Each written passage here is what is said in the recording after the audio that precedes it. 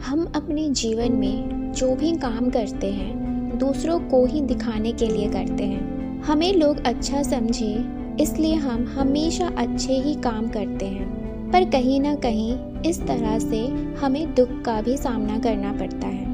हमारे मन में ये सवाल हमेशा आता है कि हम जब दूसरों की हर वक्त मदद करते हैं तो फिर भी हमें दुख क्यों मिलता है।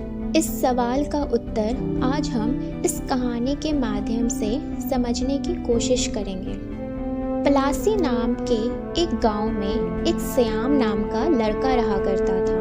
वह बचपन से ही हमेशा अपनों से बड़ों का वह कहा माना करता। उसमें अच्छाई का गुण तो शुरू से ही था। श्याम के माता पिता ने श्याम की शिक्षा दीक्षा के लिए उसे गुरुकुल भेज दिया और हम सभी यह बात जानते हैं कि गुरुकुल में बच्चों को आज के समय के जैसा सिर्फ किताबी ज्ञान नहीं दी जाती थी, बल्कि बच्चों को आध्यात्मिक व व्यवहारिक सभी प्रकार का ज्ञान दिया जाता था, जिससे बच्चे एक आदर्श इंसान बन सके। जब श्याम गुरुकुल गया उसे भी यह शिक्षा दी गई कि हमें हमेशा दूसरों की मदद करनी चाहिए। श्याम में यह गुण तो बचपन से ही था, इसलिए उसके मन में यह बात घर कर गई कि हमें हमेशा दूसरों की मदद करनी चाहिए।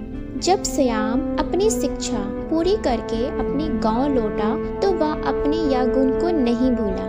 गांव के किसी भी व्यक्ति को अगर कोई मदद की जरूरत होती तो वह सभी की मदद करता।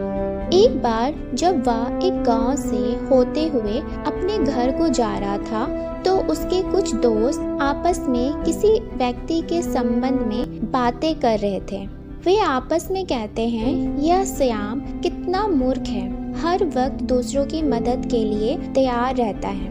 इतना मूर्ख इंसान मैंने आज तक नहीं देखा जो खुद का काम धाम छोड़कर दूसरों की मदद करता फिरता है। उनकी यह सारी बात श्याम सुन लेता है। उनकी ये बात सुनकर उसे काफी बुरा लगता है। वह सोचता है, मैंने हमेशा यही सीखा कि हमें हमेशा दूसरों की सहायता करनी चाहिए और मैंने हमेशा इस बात का पालन भी किया, पर मेरे अच्छाई को ये इस प्रकार से देखते हैं। इस बात से उसे बहुत बुरा लगता है और उसी वक्त से वह यह प्रण लेता है, आज से मैं किसी भी प्रकार की कोई मदद नहीं करूँगा, और वह अपने घर की ओर चल देता है। एक बार गांव में एक बूढ़ी माँ की अचानक तबीयत काफ़ी ज़्यादा खराब हो जाती है। उस वक्त गांव में कोई भी नौजवान नहीं था जो उस बूढ़ी माँ को वैद्य के पास ले जाए, सिवाय श्याम के।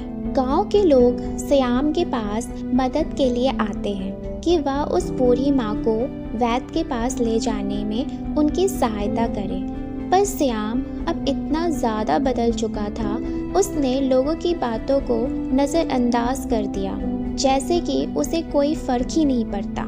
गांव के लोग श्याम को इस नए रूप में देखकर काफ़ी ज़्यादा आश्चर्यचकित में थे। उन्हें समझ में नहीं आ रहा था कि श्याम इतना कैसे बदल गया।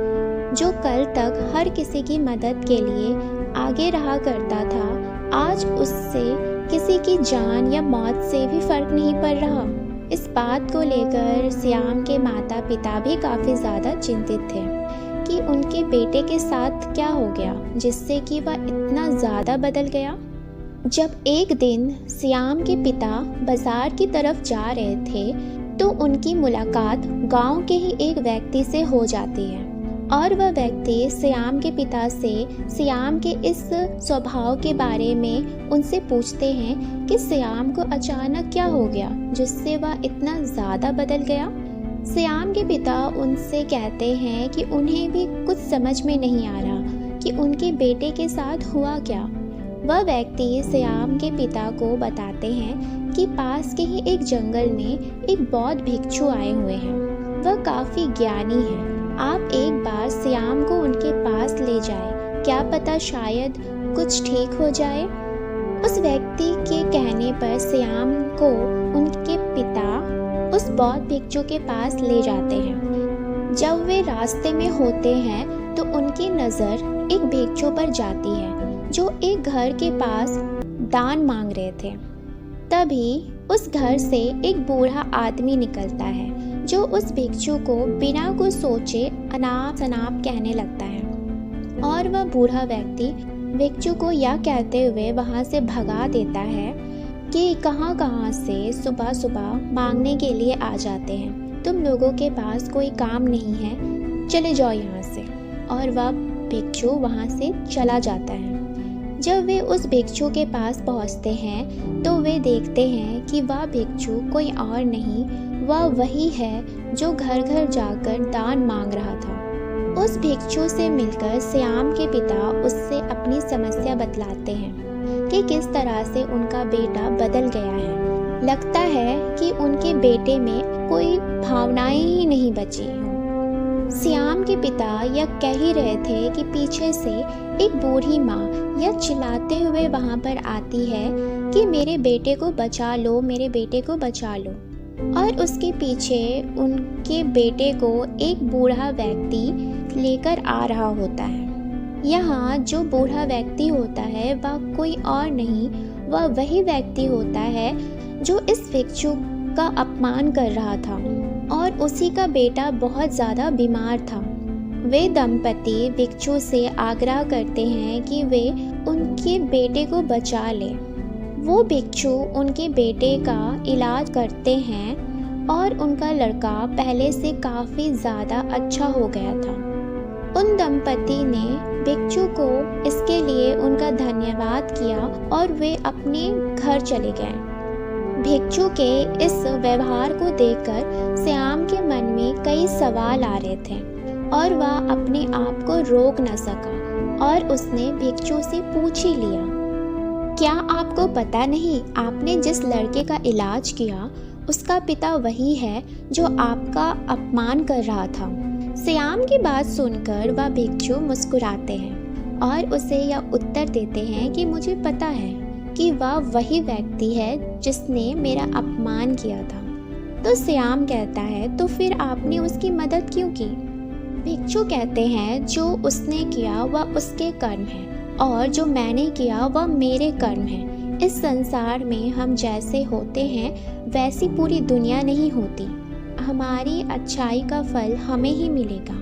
हमें सिर्फ अपने कामों पर ध्यान देना चाहिए, हमें सिर्फ अच्छे काम करते जाना चाहिए, हमें दूसरों पर ध्यान नहीं देना चाहिए कि वे क्या कर रहे हैं। दूसरी बात, हमें भी किसी से यह भी उम्मीद लगाकर नहीं रखनी चाहिए कि हम उनके साथ जिस तरह का व्यवहार कर रहे हैं वे भी हमारे साथ वैसा ही व्यवहार करेंगे। हम दूसरों की मदद या सोचकर यदि करेंगे तो सिर्फ हमें दुख ही मिलेगा। इसलिए अगर आप किसी की मदद करने के सक्षम हो तो मदद करें, पर यह सोचकर नहीं कि बाद में वे भी इसी प्रकार से आपकी मदद करेंगे। हमें यह भाव रखकर किसी की सहायता नहीं करनी चाहिए और ना ही अपनी क्षमता से ज़्यादा ही किसी की सहायता करनी चाहिए।